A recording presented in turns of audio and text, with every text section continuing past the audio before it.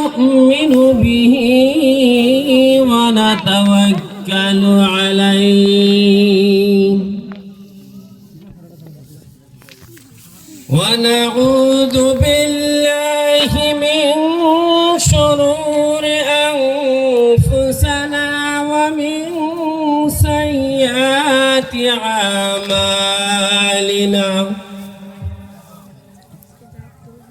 من يهدي الله فلا مضل له ومن يضلله فلا هادي له ونشهد أن سيدنا وحبيبنا وسندنا ومولانا محمدا عبده ورسوله أما بعد فقد قال الله تعالى في كلامه المجيد والفرقان الحميد فأعوذ بالله من الشيطان الرجيم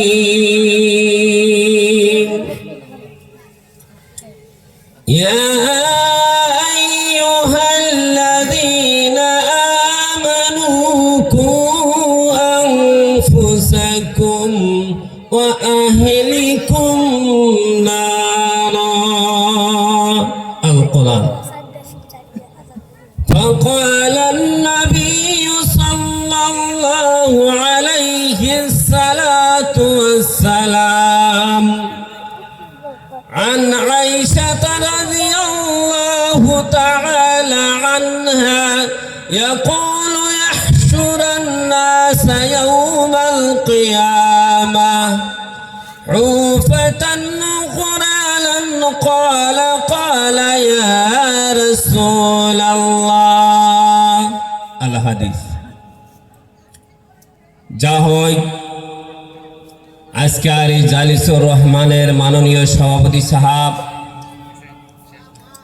এবং আমাদের এই অঞ্চলের মুরিব্বিয়ানের সমাজ এবং পর্দার আড়ালের মা এবং বহেনেগণ, আমি সিরিফ 5 থেকে 7 মিনিট টাইম দু একটা কথা বলবো। এর ভিতরে ভুল হলে আমাকে মাফ করবেন। যে আল্লাহ তাবারক তাআলা এত ঠান্ডার ভিতরে বাড়ির থেকে যে এই জালিসুর রহমানে যে আমাদের আসার জন্য তৌফিক দিয়েছে, দেখেন আল্লাহর শুকরিয়া।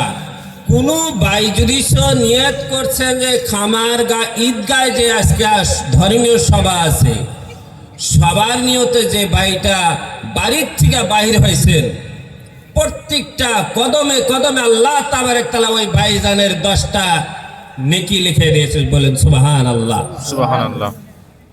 শুধু 10টা নেকিও লেখেন নাই, ওনার আমলনামা 10টা করে গুনাহ আল্লাহ তাবারক তাআলা ওনাকে মাফ করে দিয়েছেন। বলেন সুবহানাল্লাহ। সুবহানাল্লাহ। আমাদের কত ধরনের আল্লাহ তাবারক তাআলা আমাদেরকে ফেসিলিটি দিয়েছেন। আজকে যদি সেই খামারের ভিতরে যদি আজকে কোন একটা গানের যদি প্রতিযোগিতা হয়তো মনে হবে এখন এই আবার 3 ডাবল যদি প্যান্ডেল হইতো তবুও জায়গা হতো না। কিসের জন্য? আল্লাহ তাবারক তাআলা ওনার কালামুল্লাহ শরীফের ভিতরে বলেছেন যে ইয়া আইয়ুহাল্লাযীনা আমানু কু আনফুসাকুম ওয়া আহলিকুম নারা। আমরা নিজে মুরব্বীরা যারা আছি, আমরা যে গার্জিয়ানগুলা যে আছি, আমরা নিজে জাহান্নামের রাস্তা তালাশ করে নিতেছি, আমাদের ছেলে মেয়েকে জাহান্নামের রাস্তা ধরাইতেছি। আল্লাহ ওটা বলেন নাই, আল্লাহ বলছেন হে ইমানদার বান্দারা, তোমরা নিজে নিজে জাহান্নামের আগুনের থেকে বাঁচো আর তোমার বিবি বাচ্চাকে বাঁচাও। আজকে আফসোসের বিষয়, আমাদের এই অঞ্চলের ভিতরে পরশুদিন সনকোষ মাদ্রাসায় হোজাই জালালিয়া থেকে আমাদের ওয়ালাশাম তনজিম বোর্ডের জেনারেল সেক্রেটারি হযরত মাওলানা আব্দুল কাদের সাহেব এসে বলে গেছেন যে আমাদের আসামের পরিস্থিতি এতটুকু ভয়ঙ্কর হয়েছে, প্রত্যেকটা এলাকার ভিতরে ড্রাগসের বিজনেস বেশি বেশি চলে আসে। আজকে আমাদের এই যে ড্রাগস ব্যবহার করার জন্য আমাদের ইমানটা এরকম নিষ্পতে গেছে ভাই, আল্লাহ এবং আল্লাহর রাসূলের কথা আমাদের কলবের ভিতরে কখনো আসর হইতেছে না। কেননা আমার 5টা ছেলে আছে, আমি যে বাড়ির গার্জিয়ান, আমাদের লক্ষ্য রাখার দরকার আমার ছেলে কি কাজ করতেছে। হুজুর পাক সাল্লাল্লাহু আলাইহি সাল্লাম বলেছেন যে ছেলে মেয়ের জন্য একদিন তোমার জাহান্নামে যাইতে হবে, আর এই ছেলে মেয়ের জন্য আল্লাহ তাবারক তাআলা তোমাকে জান্নাতে দাখিল করে দিবেন।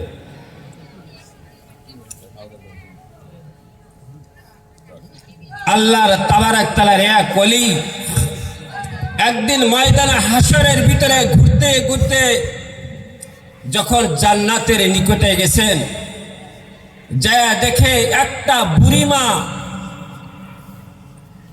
এত ফুলের বিছানে থাকা সত্ত্বেও সেই বুড়িমা কাঁদতে কাঁদতে বিছানাটা ভিজায় ফেলাইছে। তখন সেই আল্লাহর ওলি আল্লাহর কাছে জিজ্ঞাসা করলেন, ইয়া রব্বুল আলামিন, এই বুড়ি আম্মা জান এত সুখের ঘরে থাকা সত্ত্বেও কেন কাঁদছে? তখন আল্লাহ তাবারক তাআলা বললেন, হে বান্দা, তুমি জানিয়ে রেখো ওনার ছেলে দুনিয়ার ভিতরে ছিয়াচ্ছেন, আগামী কালকা যখন নাকি কোন একটা গুনার কাজে লিপ্ত হয়ে যাব, আমি আল্লাহ তাবারক তাআলা এনার সারা জীবনের নেকি কাইটা আমি জাহান্নামের ফয়সালা করে দেব। সবাই বলেন নাউজুবিল্লাহ। সেই আল্লাহর ওলি ঘুরতে ঘুরতে যখন নাকি জাহান্নামের নিকটে গেছেন, দেখে একটা বুড়া বাবা সেই জাহান্নামের আগুনের ভিতরে খাক খাক করে হাসতেছেন।